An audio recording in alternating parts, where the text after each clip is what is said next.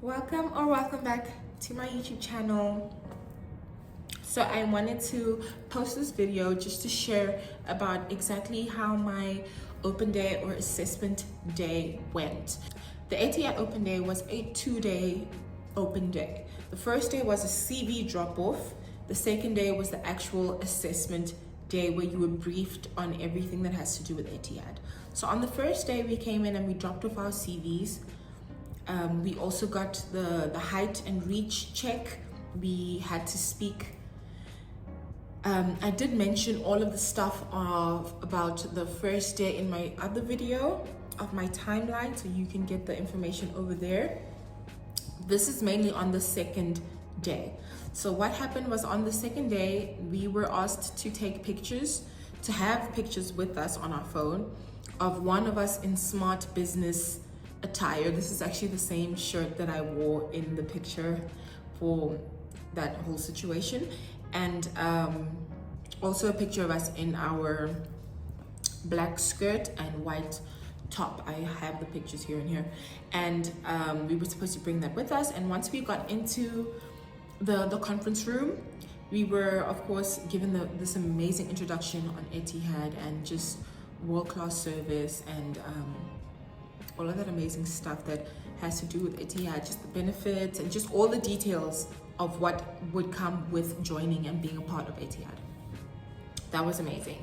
And then we had a first assessment, which there were 3 assessors. So the first one we went to had like an empty map, like an empty little road drawing, and we'll put a picture somewhere.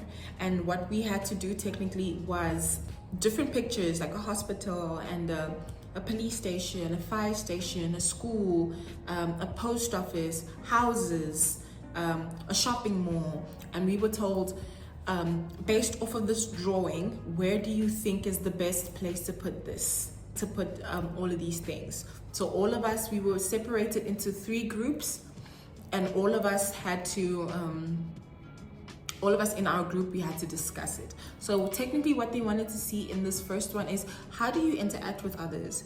Can you put yourself aside to let someone else shine, to let someone else have an opinion as well? Or do you constantly need to be the center of attention? Which is not good, because if you have to work with others and collaborate with others, sometimes you do have to put yourself aside to listen to the opinion of someone else and ask for their input, and also just be able to collaborate in a good manner, essentially.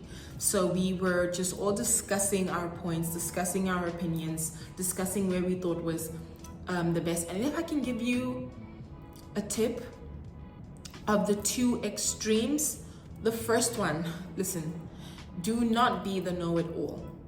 Please do not be the know-it-all. I know that you're nervous and you want to put your best foot forward and you want to show that I know this and I know this and I know this.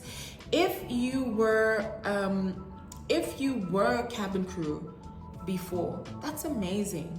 That is absolutely amazing. But do not try to outshine the newcomers who do not have any aviation experience, or to show that, yeah, I know more than you because I used to work. That is not good. They look at that, your inability to collaborate in a way that is that lets the whole team shine, and that was a no-no. The second one that you do not want to be is the wallflower. Please do not be the wallflower. Please do not just keep quiet and just like be shy. I understand. You are being assessed. You are in a room with random strangers who are all gunning for the same job, but they are wanting to see, can you work under pressure? Can you work when you're uncomfortable? Can you speak up for yourself? Can you share your emotions and your opinions in a way that is assertive and direct, and still a way that is respectful to everybody else? My suggestion is always to be in the middle. I was very much in the middle. I know that I'm a very opinionated and talkative person, as you can clearly hear. But you don't always have to be the one to correct people. Do you understand? You don't always have to correct your colleagues. You don't always have to be like, no, this is wrong, do this. Agree with them. Even if they're doing something that you feel is not wrong, that's their prerogative, that's their decision. That's very interesting. Okay, let's give that a try. Throw in a few, yes, I agree with that. Oh my God, yes, that's very smart. Don't be too talkative, but don't completely be quiet. They want to see, can you interact? Can you talk? We all had a separate one. I think that my post office will be here, right adjacent, or my library will be adjacent to the school so that the school kids can cross the road and come to the library. I think that's a good idea. Does everyone agree? Okay, yes, okay, that's my point. And then after we were working on it for about 5 to 10 minutes, they came in, the assessor came in with a change of plans, something to kind of throw us off, and said, okay, well, now they are building a new airport. That means in order to make space for the airport, 3 buildings need to leave. So you need to decide what stays and what leaves.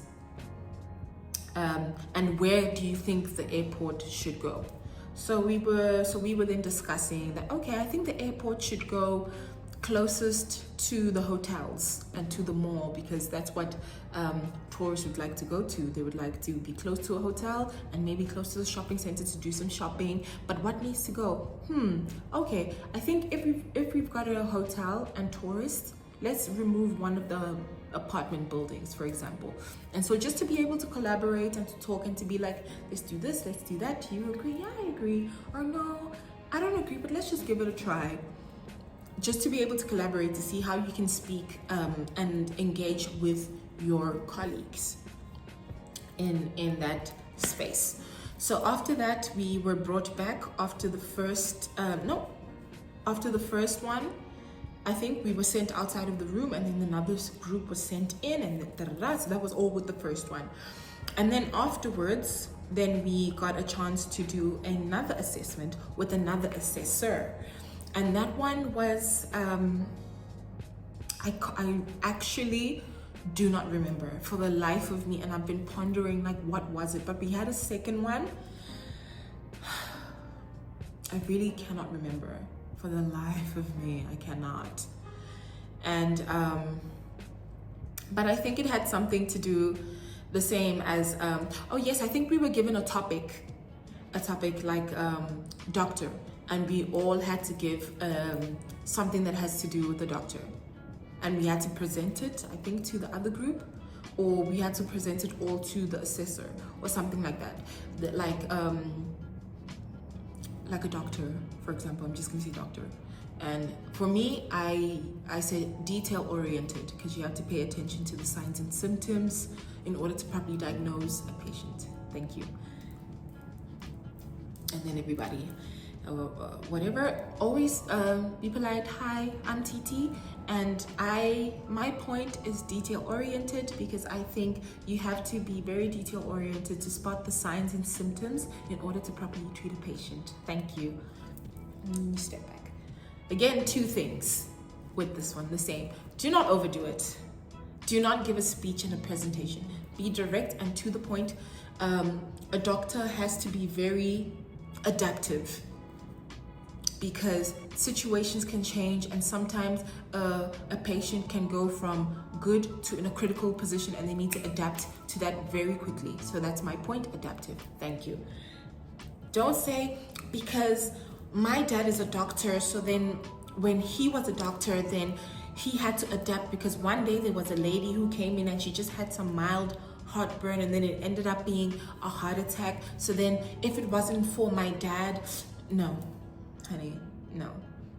Do you understand what I mean? Because it means you want to be the center of attention, which is not good. But do not say, my point is smart. Thank you. No, honey, say something else. Like, okay, smart, why? Why does a doctor need to be smart? Because they need to be able to assess the situation. They need to be able to process the information that's given to them in a very short amount of time in order to efficiently help the patient. Thank you. Again, 2 extremes. Rather be in the middle. Do not be extremely blah, blah, blah. Do not be extremely quiet. And then after all of those, after both of those assessments, we were brought back, and we all had numbers, and they called a bunch of numbers: number 35, number 32, number 21, number 15, number 9, number 30, number 72, number whatever. And they said, if your number was called, please stand up and please exit the room. And we were just sitting there like not knowing if the ones who were outside were the ones who made it, and we were gonna be told that thank you, we didn't make it. Because I remember the assessor was like, okay guys, if you've made it this far, I want to say thank you so much for coming, and unfortunately you still have to stay for the next part of, and we were like, oh! The suspense was insane. So they kind of did that to get our heart rate up a little bit, and so then we stayed. And then after that, then we were told to all leave the room. And we were told, yes, you've made it to the end. This is the end. And we are all going to be preparing for our final interviews. If you do not yet have your pictures, or if you feel like you're not happy with your pictures, please take some pictures outside in the hallway. And so that was what we did.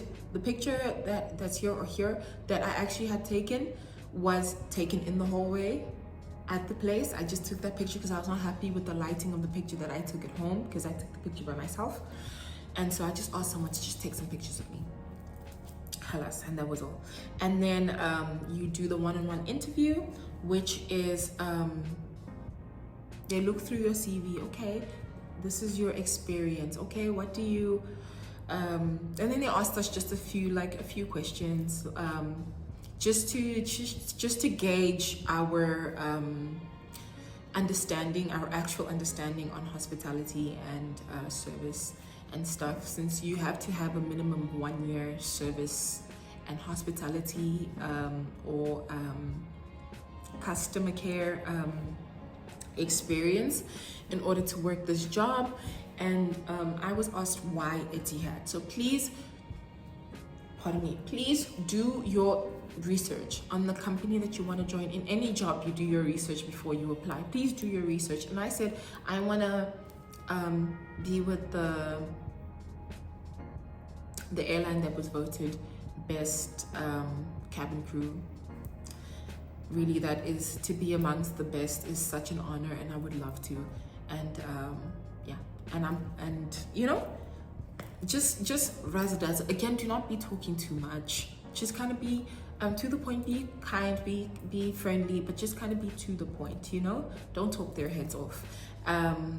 So we were asked, one of the things that we were asked was, how was there a situation with a colleague where the colleague was in trouble or facing difficulty where you helped? And so you have to say an issue. I said this doesn't have anything to do with work and service, but just being there for a female colleague during that time of the month and just offering assistance, because being a good colleague and a good team player doesn't just have to do with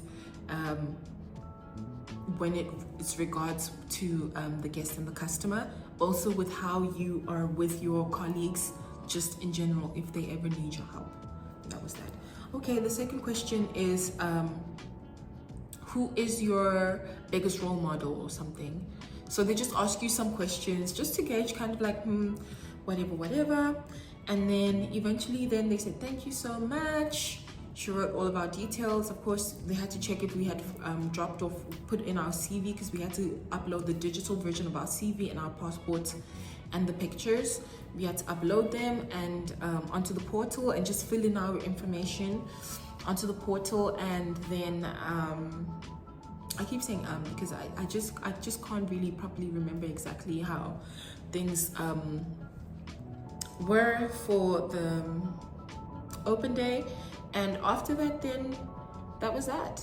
And I went home, and it was a whole day. It is literally almost an entire day. At least it wasn't that long, but we were there from I think 9 o'clock in the morning till about 3 o'clock in the afternoon, which is kind of like a whole day, a school day, for example. And then a few days later, I was told that I made it and that I would have to do the English test. Unfortunately, people do fail. Can still fail at the English test point, even after being accepted and making it through the final interview. So please do ensure that you are competent in English, because they're not going to ask you to write an essay, but can you listen, can you read, can you understand, those sort of things, those kind of competencies. And yes, stay tuned for my next video, which will be in a few days from now, where I will show you my CV and I will give you pointers on how to make a good CV that can attract the eyes of the, how would I say, the eyes of the assessor and anyone who's going to be looking at your CV, that it's a strong CV that's to the point, but also is capturing, encapsulating properly your skills, your strengths, and how those strengths would translate into being a cabin crew.